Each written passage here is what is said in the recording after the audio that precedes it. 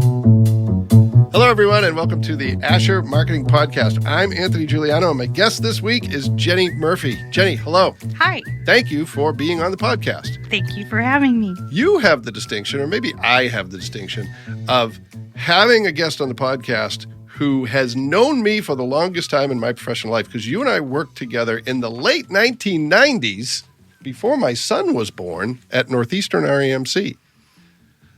So what was that like in the late 1990s? We were only 12. Yeah, for sure. So it was, we were young and just starting our careers. Yeah.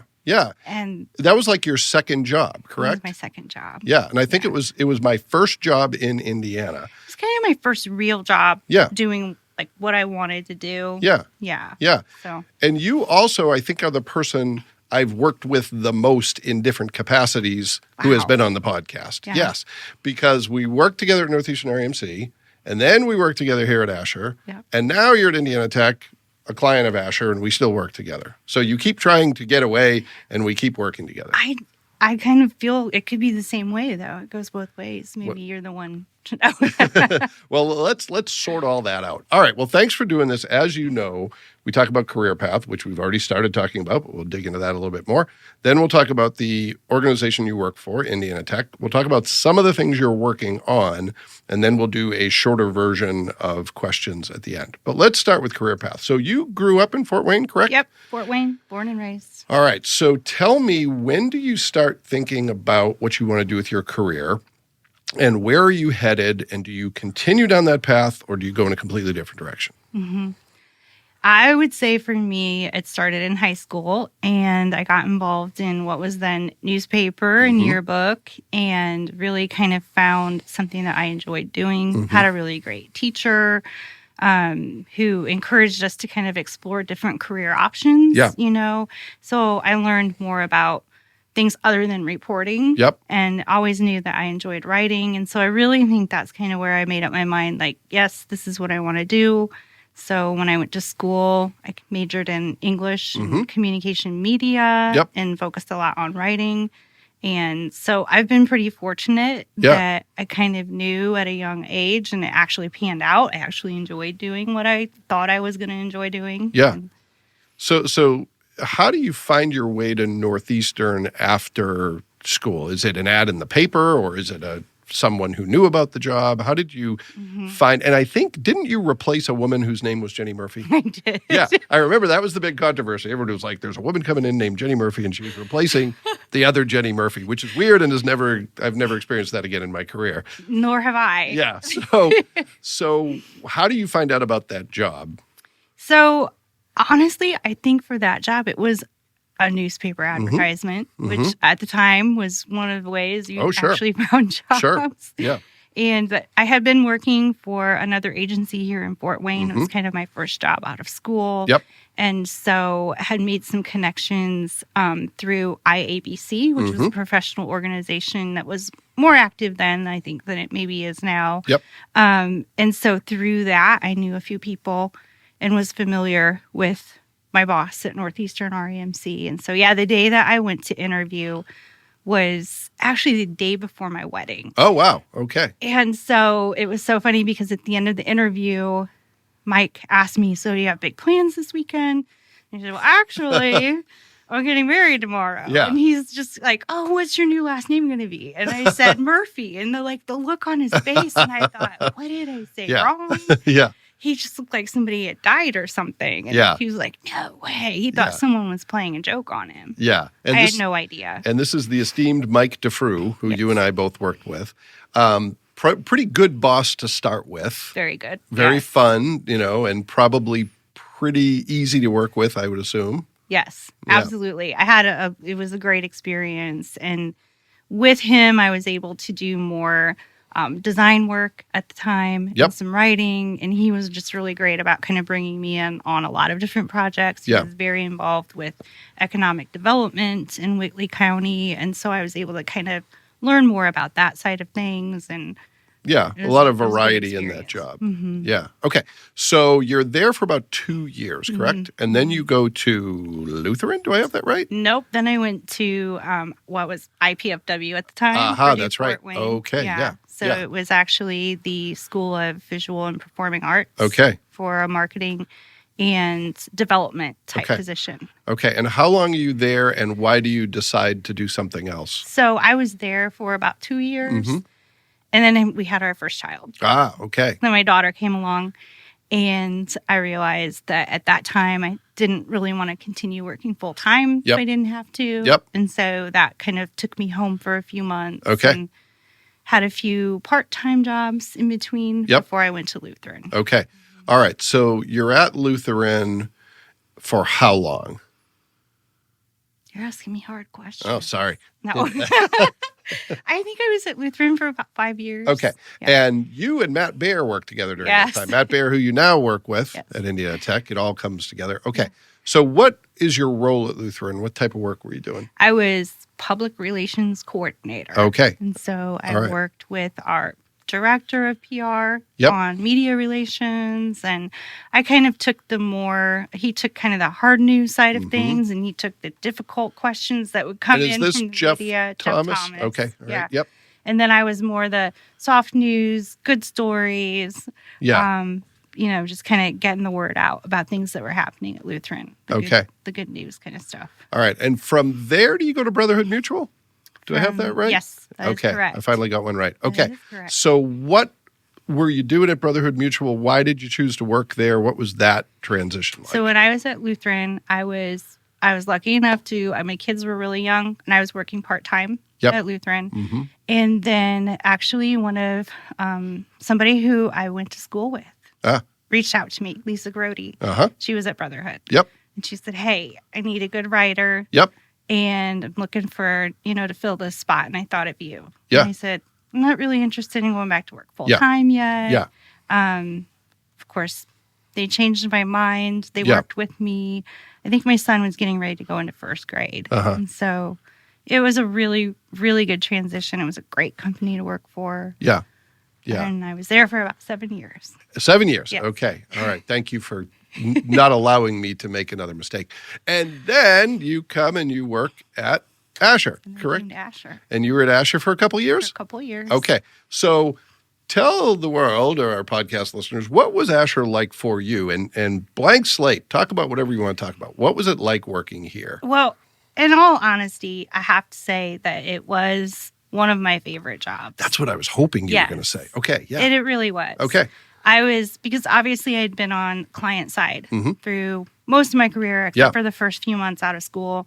And so I really was looking to get that experience being on the other side. Mm-hmm. Yeah. And of course, working with you was a plus, and really kind of just want to come over and get that type of experience. I'm really glad I did. Yeah, well, you were really great. I remember you were just very detail oriented, and I am not. And you were very good with people, and I am sometimes good with people, but I am sometimes not. And there were a lot of times where you could kind of tell me, hey, you need to fix this, but do it in a way that was very constructive. So I appreciate that. Thank you. And then you left. I did. And you went to MedPro, and I remember you coming in my office and having a conversation, and I was hard. like, that sounds like a really good deal. You should take it. Yeah. It was hard. That Yeah. was a hard choice to make. That was another move that I wasn't really looking for. It kind of came to me. And I think sometimes when those things happen, at least for me, I really, it made me stop and think about it. Yep. Because when you're not looking for something, it comes your way. It's, Yeah. Why is this coming my way? And so that job was really great because it was such a good combination of all of the experience that I had leading up to, including my time at Asher.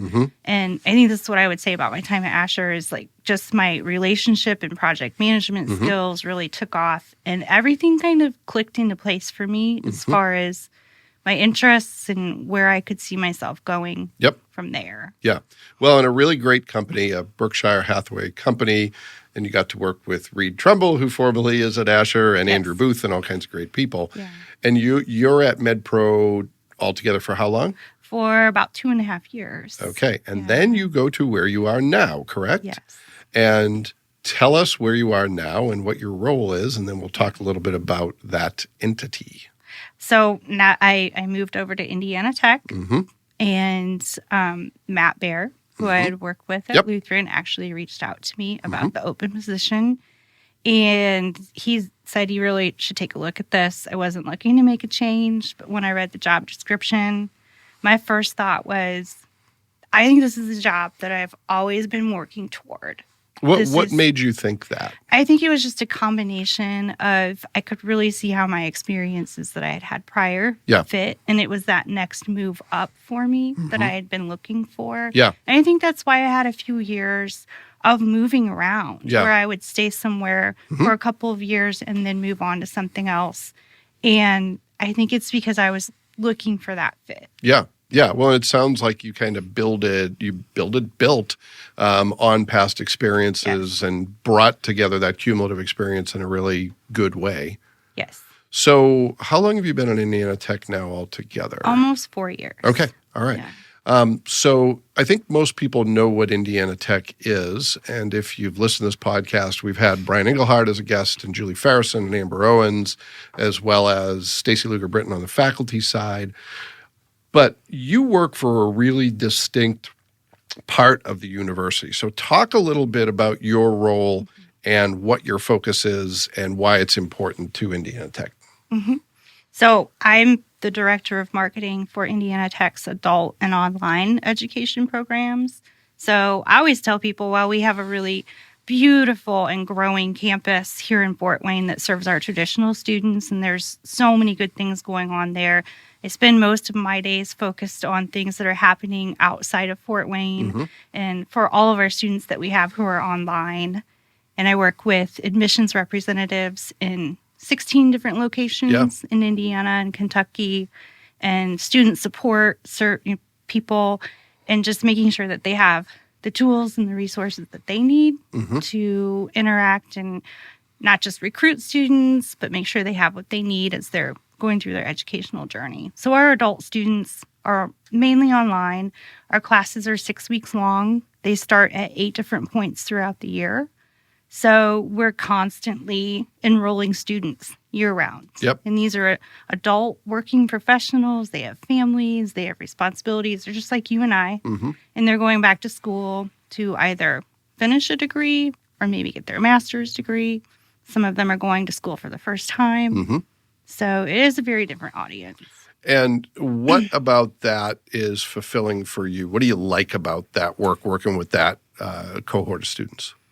I think it's so relatable because, as I said, these students are like you and I. Some of them, they may be younger.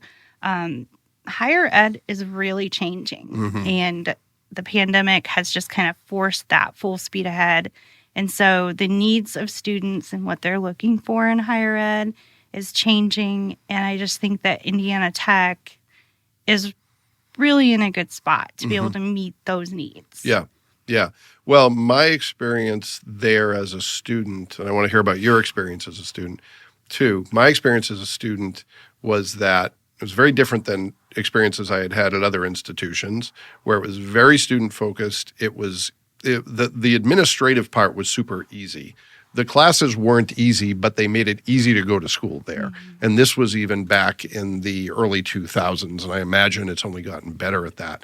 And you also have the experience of being an Indiana Tech student. So tell us what's that like, where you are consuming the product that you're in fact marketing? I've thought about that several times through my journey. So I started working toward my MBA. It was August of 2019. So I've taken a few sessions off and kind of just taken my time through it, but I'll be finished at the end of April. Nice. This spring. Well, congratulations. So, thank you. I just started my second to last class. Yeah. Well, that's great. Good. Well, that's great. Yeah. But it's so interesting. I don't know that I've ever been the consumer of the product that I'm working for. Yeah.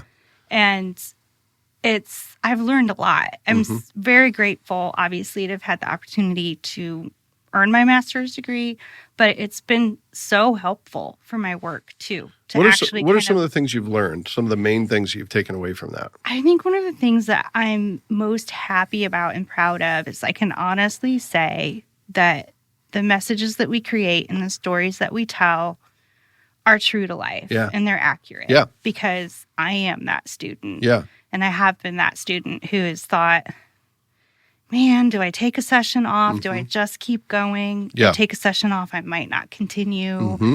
And, reaching out and talking with, someone and saying, I'm really struggling with this class. And they're so responsive and willing if you just ask for help. Yeah. Yeah. Yeah. Well, that's great. And I think it's a unique perspective that probably can help you tell the story even better since you're living it. So tell me a little bit about some of the stuff you've been working on recently. What are some of the big projects that are either keeping you up at night or making you really fulfilled, or maybe a combination of those things? I think one of the most exciting things that I've worked on recently is actually a project that we've worked on with Asher. It's been such a huge help for us in just producing our new TV and radio spots and all of the video assets. Yeah. And I'm so excited about that because we have fresh stories from real students. And they all have very unique experiences and perspectives. And I really do think they just do a great job of telling the story and making it relatable. I agree. And thanks for working with us on those because it was super fun. And just the ability to hear people's stories beyond just what they're studying. Like Clayton, who was one of the students we featured, he and I actually talked on the phone on Sunday because he's getting a new job and was excited about that and sharing that story.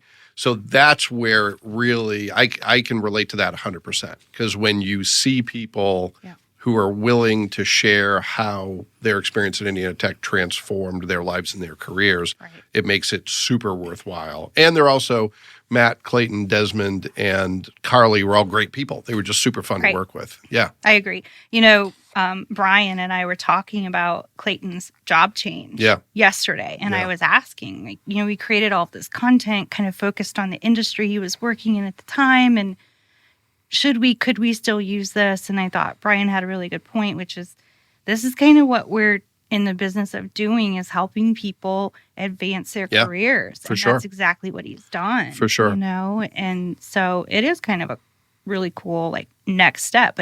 I think we need to do a part 2 with Clayton here in a few months. Well, and to reveal a little bit more about that, you and I were actually interviewing students months ago to try to decide. And there's, 8, 10 other students who have great stories who Indiana Tech will probably develop content around in the future. It was just a wealth of really great stories. People from all walks of life with military backgrounds, some who are single parents, some who are working parents, just everything you can imagine that an adult student would be dealing with. Right. I think that was one of my favorite stories that we've done in the past was following a student named Trisha, and she had her first child, her senior year of high school. And she had such a powerful story. Her family always told her, you'll never, go to college, you're ruining your life. And she, through her employer, became a student at Indiana Tech, and she just finished her associate degree last spring. And so it's just so cool talking to people like her. She's a single mom. She's got 2 young kids. She's working, and she earned her degree. Yeah. And that's what it's all about. Yeah, it's super inspiring, just to hear, there's even times when I'm like, man, I have it pretty easy compared to these students who That's are what I working always and they tell have myself. kids. Yeah, for sure. You can keep going. You can do this. Yeah, for sure. So in addition to that project, what are some of the other things you're working on that are especially important to you right now? I think one of the other things that I really enjoy, I mentioned, we work with a lot of employers, especially with the job market as it is right now. Yeah. It's hard to find and keep good employees. And so I think even more than ever, employers are looking at what sort of benefits can we offer our employees or incentives. And they're looking at higher ed as one of those. And so that's another aspect of my job that I really enjoy, is kind of focusing more on that audience as well. In working with HR directors and helping them, vamp up their communications and how Indiana Tech can help their employees take that next step in their education. Yeah, and you're also working with students who have either a military background or active service. Yes. What's that like? What does that involve, and how does that factor into the work you do? It is. We have at Indiana Tech a military and veteran services team. There's 6 of them, and they are all either retired or active duty military themselves. And so they really understand their audience. They work entirely with those who are still enlisted in the military or those who have retired, and they have education benefits, and that whole system can be really complicated to navigate. And our team understands it because they've lived it. And it's really interesting because there are only 6 of them, but basically we have a national audience of military students that we're kind of working with and trying to reach. And recently we've gone into states like Florida and Texas and having people on the ground on our staff who are in those states working with those people and military who live there. Yeah. And so you're absolutely right. That's a whole other audience that we're tapping into, and just with our programs as they are being online, it's a really good fit for that audience too. Yeah. So you have a big job. There's a lot going on. How do you balance all those priorities, and how do you keep everything, moving forward when you're dealing with all that competing stuff? I think fortunately I work with a lot of really good people. We have partners like Asher who help us tremendously with a lot of what we're doing. I also have a great group of coworkers and team members in marketing who are there to help with a lot of the, whether it's social media or print advertisements, video, photo. I mean, we have a whole in-house staff of people too. So I do have a lot of help. And I think for me, I always look at my job as kind of being, I talk to people, I listen to them, I find out, what problem or challenge they're trying to solve, and then figure out, okay, who do we need to bring in and how are we going to get this done? Yeah. And so I'm not so much a doer of all the things as I am just trying to bring it all together. Yeah, kind of like what you learned in school, it sounds like. Yeah. Yeah, and you are, I will say, from the outside looking in, you do have a great team of specialists, from Amber in social media, who does just that, Randy on the video and visual side, who does just that. Yeah. And your design team and everyone else, really quality people who, it's kind of the same situation in working in an agency. Right. I always say jokingly, I don't do any real work. But there's parts of that are true, because I am surrounded by really great people who are specialists in what they do. So I know how valuable that is. Let's pivot to the speed round of the show. So you've worked in a variety of industries. You've had a lot of good experiences. You've learned a lot. What is your best career advice? I mean, you have 2 children who are, one, Amber is kind of on a career path. Right. Your son is headed towards a career path. I don't know if they listen to your advice, but if they give it, even if they don't listen. I do the same thing. But if you were giving advice to one of your kids or someone else, what's the most important thing you've learned about building a successful career? Make connections. Connections are so important, whether it's with, a professor that you click with in one of your classes. Yep. Make connections with your career center. Find mentors. Get an internship. And just talk to people. Yeah. Just make those connections, even if it's your parents' friends or an acquaintance who works in the field that you're interested in.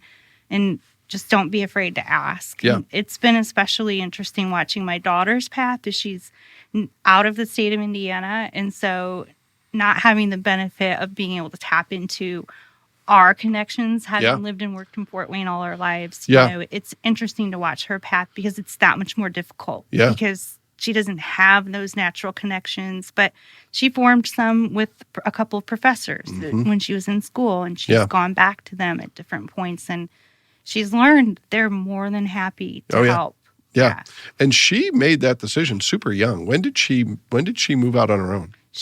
When she graduated from high school, like 2 months later. And went like 1,000 miles away. She went to a different state to go to school. And she's not coming back. She's staying there. Yeah. She's where it's she might sunny drag and you warm. there, but yeah. Well, good for her. And no, I think that's great. Yeah. I really like what you said about professors, most of them really want to help students. They do. And I all don't that's know if missing, students realize that all when that's they're that missing young. is the ask. Yeah. That students are somehow fearful of asking. Yes. That it's no, they're there to help you. So definitely build those relationships. Yeah. Absolutely. Yeah. Okay. Second speed round question. What is one thing that you wish more people knew about Indiana Tech? And it could be something that is not well enough appreciated or something that is a myth that you want to debunk. Or maybe a combination of those things. Well, when I thought about this question, two things came to mind. And one is just that Indiana Tech is just such a great part of Fort Wayne's kind of growing and vibrant downtown community. And the campus is growing at the same pace as so many other things here in Fort Wayne. So I'm really proud to work there and be part of that and watch it happen every day. But I think the other thing that came to mind is kind of what I talked about earlier, which is that on the adult and online side of things, and with the changing face of higher ed, universities have really had to move quickly and change pace and try different things, especially since the pandemic. And I'm just very proud to work for a university that is in a good position to actually be able to do that. And we've launched a lot of certificate programs and other maybe non-traditional approaches to not necessarily a full degree program, but just trying to meet the needs of adult learners wherever they're at. Right now. Well, and it's a pretty, at least, you and I are both drinking the Indiana Tech Kool-Aid, but at the same time, I think objectively, it's a pretty agile institution in an industry where the pace is usually pretty glacial. Most colleges and universities can't decide we're going to do a certificate program and then get out of their own way quickly enough to make it happen. But Indiana Tech does make it happen. They really do. It's the pace at which we move sometimes it's very fast. Yeah, for sure. Okay, actually, I'm going to throw another question at you after this one, because this has been way too easy. I'm going to make it difficult. So the third question is, what is one tip, tool, trick, hack, whatever you want to call it, that you use in your work life that you think other people might benefit from knowing about? Well, in all honesty, I am still very much a pen and paper list person. So I'm not the most technically savvy. But one thing that I have found through the years that I actually really appreciate is working with a project management or work management type system. And a lot of the places that I've worked for, we've worked, whether it's Basecamp or WorkZone or Wrike. And a lot of times in my experience, my coworkers, people kind of groan about having to be in those systems and using them and updating things. But for me, it's so beneficial to be able to look back at projects, and even just from a measurement and reporting point of view, when we talk about all of the things that we're doing on any given day or week, to be able to look back. And I think even as marketers that, whatever measurement and reporting we can do is just so important. And so that's one of the tools that I appreciate having. Well, you know what's funny? I'm looking at Podcast Nick when I say this. I don't say technology tool or hack or tip. You could have said pen and paper. You would have been right. That would have been a fair answer. No, but it's very different than when you and I started our careers, when a lot of it was educated guesses. And now it makes the job way more difficult, but it makes the results potentially a lot better if you actually use technology in a way that kind of serves as that second brain, where you remember stuff that otherwise would go off into the ether and where you can act on the data. So, I would agree. I think those tools, sometimes we shake our fists at them, but they're some of the best things we have available to us. All right, here's the wild card question, which has nothing to do with work. What's the best concert you've ever been to? Foo Fighters. Okay, which one? It was 2019. Okay. And I also saw them in 2017. That might have been the best because that was the first time I saw them. Okay. Both of those were in Noblesville. Nice. And I had tickets for their 25th anniversary tour, but COVID destroyed that, among other things. So is that going to be rescheduled? I don't know, because that would have been 2020. Yeah, geez. Yeah. Well, I saw have you read Dave Grohl's book? I haven't. Yeah. I started it, and like a lot of things that I start, I didn't finish it. But I saw the Foo Fighters at Austin City Limits when Dave Grohl either had the broken leg or I was. saw him when he had broken leg too. So did he have the Game of Thrones Yes. chair with the guitars? Yes. That was super cool. Yeah. You know what? It was such a great show. It didn't even occur to me until like halfway through. That guy is up there sitting down, like pounding his cast. Yeah. You know, Yeah. I didn't even realize he was sitting down that whole time. Yeah, well, I think the story is that he actually came back the night he broke his leg and continued. I think. I might be imposing that on reality. But all right. Well, I was guessing you would say that, but I was willing to be surprised. It could have gone any direction. Yeah. But that All was right. the first that came to my mind. All right. Well, Jenny Murphy, it has been a true pleasure having you on the podcast, and it is a true pleasure knowing you and working with you. So thank you. I feel the same. Well, thank you. And thanks to everyone who took the time to listen to this episode of the Asher Marketing Podcast. We will be back next week with another great guest, and we hope you'll join us then.